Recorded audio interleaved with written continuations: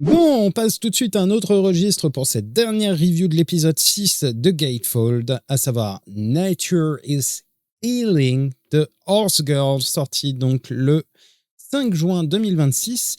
Un album qui est un fourre-tout. Il n'y a pas d'autre mot possible, un fourre-tout de la part de la femme à la tête de cheval. Est-ce que tu veux commencer, Mara? Non, je te laisse commencer. Ok. Donc ça veut tout dire. C'est un album. Alors Horse Girl, je connaissais très peu.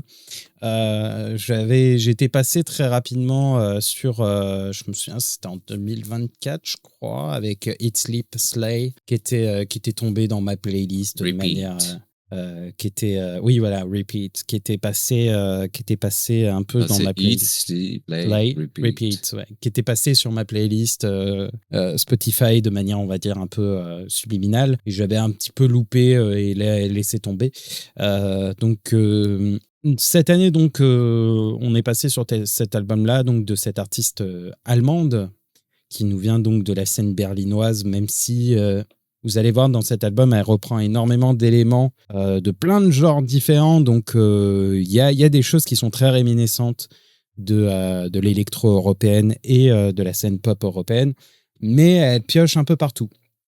Et cet album-là est peut-être celui que j'ai préféré cette semaine parce que le côté fourre-tout m'a vraiment, en fait, ne m'a pas dérangé. Et je ne sais pas pourquoi. Parce que d'habitude, quand des albums sont assez fourre-tout, je suis en mode, il manque quelque chose, il manque un truc.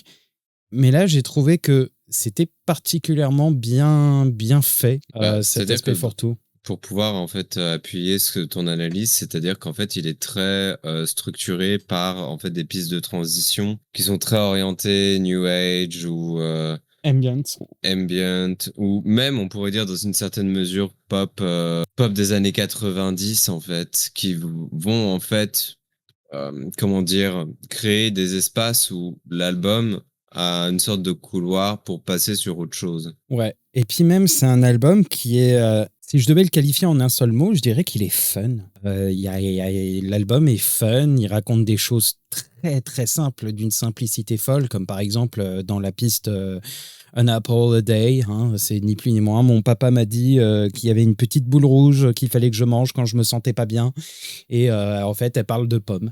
Voilà, elle parle de la pomme du docteur. Alors, certaines personnes pourraient dire, bon, il y a une métaphore dans la pomme, hein, bien sûr, il y a la métaphore il y a une métaphore qui existe, mais les paroles sont d'une simplicité qui fait que, bon, on s'intéresse un peu moins aux paroles et aux trucs qui sont balancés pour se concentrer un peu plus sur le travail musical.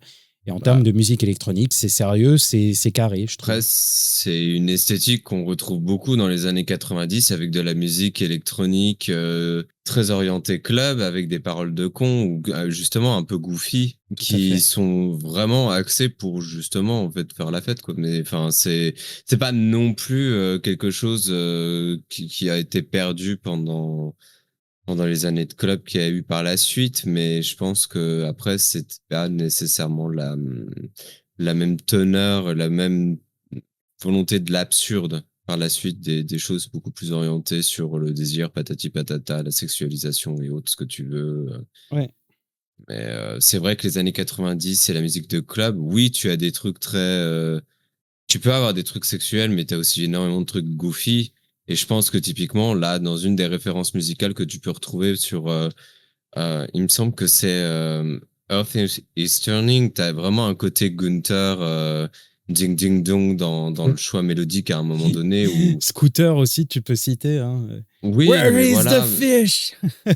Et puis où t'as vraiment un truc qui est, tu sais, un peu goofy même dans l'aspect musical, tu vois, dans l'aspect mélodique. Tout à fait. Et puis, faut rappeler aussi la scène d'où vient Horse Girl de base. C'est une berlinoise. Donc, il y a aussi, à mon avis, énormément d'influences qui ont marqué sa vie. Hein. Elle est assez jeune, hein, Horse Girl. Je crois qu'elle a 26 ans ou un truc comme ça. Mais ça veut dire qu'elle est à peu près dans la même référence que nous. Du haut de ses 26 ans. Donc, elle a grandi avec la scène électro-européenne, et la scène électro-européenne a été marquée donc par différentes choses. Et c'est des choses qu'on retrouve énormément dans cet album-là. On retrouve aussi des séquences de French Touch, enfin de French House. Oui, ou même des éléments beat'em de trance et de trucs. Même de hard tech, hein. Il y a même des séquences un peu hard ou de techno Rodance. et de Rodance. Et même de la UK par moment. On retrouve. En fait, c'est vraiment un pot complet. Oui. Ah oui. Non, je Tu disais bonjour. faisais ça, tu faisais la paume sacrée. Un truc, tu disais bonjour à Pinto. Pinto, bonsoir. Il y a en fait énormément c'est un pot rempli de trucs. Et donc, chaque piste a une saveur un peu différente. Et ça fonctionne, en fait. Moi, j'ai trouvé l'album particulièrement fun et amusant à écouter. Et ouais, j'ai bien aimé cet album, moi. Je dois rajouter quelque chose. Bah non, je pense qu'on Non, a je fait le trouve tour. que, en fait, l'album est non, mais enfin, oui, non, je trouve que, en fait, dans sa disco, dans le peu de discographie qu'elle a, quand elle a sorti un EP, il n'y a jamais vraiment eu un centre musical particulier, tu vois. Ça a toujours été, enfin, de toute façon, Eat, Sip, Slay, Repeat est beaucoup plus un peu, enfin, art tech, mais un peu baisé du cul. Elle a bossé avec Namasenda, c'est une meuf qui fait enfin, ce qu'on appelle hyperpop, donc bon, plus bubblegum bass, et ce que tu retrouves d'ailleurs là, par exemple en première piste, 351%, la piste, c'est littéralement de la bubblegum bass. Ouais, tout à fait. Ouais. T'as vraiment limite, tu m'aurais dit, t'aurais mis Hatsune Miku à la place, j'aurais pas été surpris une seule seconde, quoi. Et puis, oui, t'as le côté plus EDM, Eurodance, qui vient là. T'as même une ref à un moment donné, je crois, Darude Sandstorm dans le choix de synthé sur, c'est pas Aura? J'ai un C'est bien doute, je sais possible. plus. Ouais. C'était sur Rivers Run Free, je crois. Mm. Ou quoi que non, je ne sais plus. En tout cas, il y a un hommage. Je vais pas vous mentir. En fait, il y a plusieurs moments où j'ai dit, en fait, l'album, il a des références, soit dans le choix de synthé, soit dans le choix mélodique, à des choses qui sont plus caractéristiques des années 90 et des années 2000, Et de la scène et européenne. finalement à une culture un peu normie de club où tu, tu viens pour t'amuser. C'est ça, c'est que l'album est fun dans cet aspect-là, en fait. C'est pas un album qui est très recherché, hein, en vrai. Hein. Même si par ses références, il le devient. Il Mais y a un côté très second degré, en fait, c'est globalement, dans ça, ouais. l'album. Ouais. Avec des Pour pas. autant, il est bien conçu. Oui, Ouais, c'est je suis ça, c'est d'accord. ça. Cet aspect second degré, il est plaisant, en fait, parce que c'est un album, tu te prends pas la tête. Il est fun. Il est rigolo.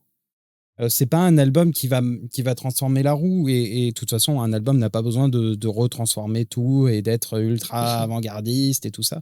Des fois, il y a des albums qui sont juste fun, amusants et qui sont sympathiques à écouter. Et c'est le cas de cet album-là qu'on vous recommande, je pense, Mara et moi-même, parce que bah, qui fait déjà un truc ce qu'elle fait en fait, elle le fait bien. C'est ça aussi le truc, c'est que Horse Girl, c'est une DJ, ça se sent. Et le taf de compo est bon, quoi. C'est-à-dire qu'on n'est pas Ouais. dans le simple gimmick. Et chaque sujet, chaque genre qu'elle essaye de mettre des références est parfaitement bien amené et parfaitement bien fait. C'est-à-dire on a quelque chose qui est bien, quoi, qui est bien amené, qui est bien construit. Et donc, c'est pas seulement du gimmick, c'est qu'il y a un vrai taf derrière chaque référence, et c'est ça qui rend l'album particulièrement intéressant, je trouve. Je pense que c'est sympa comme album. C'est sympa comme tout. C'est pas un album qu'on va. Ah, quoique. Ah, peut-être que si, en vrai. C'est un album qu'on risque par contre de réentendre beaucoup dans des DJ sets. Je pense que les gens qui vont piocher dedans pour faire du taf en DJ set, je pense qu'on risque d'avoir des pistes. Ouais. Désolé pour la Oui, il y voiture a qui moyen. passe. Donc, ouais, un album parfaitement convaincant. Je pense qu'il n'y a pas grand-chose d'autre à dire que allez l'écouter parce que franchement, c'est vachement bien. Moi, j'ai vraiment aimé cet album cette semaine.